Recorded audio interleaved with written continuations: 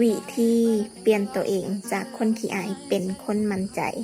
นิสาสิให้เจ้าเบิง2 รูปนี้แล้วให้เจ้าเบิงว่ารูปใดดูดีกว่ากันล่าสุดนิสาได้ไปเบิงคลิปหนึ่งมาเขาจะบอกว่าถ้าเฮาอยากเป็นคนที่มั่นใจห้ามนั่งไหลหอหรือยืนไหลหอก็คือแบบเฮากลมๆลงมาแบบนี้เด้แต่ว่าให้เจ้ายืนหรือนั่งเปิดไหลแบบนี้เฮาเปิดไหลแล้วก็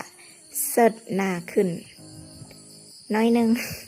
เฮาเปิดไหลแล้วก็เสิร์ชหน้าขึ้นน้อยหนึ่งแบบนี้ท่าทางอันนี้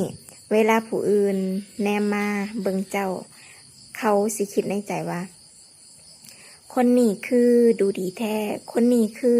มีความมั่นใจแท้คนนี้คือเท่แท้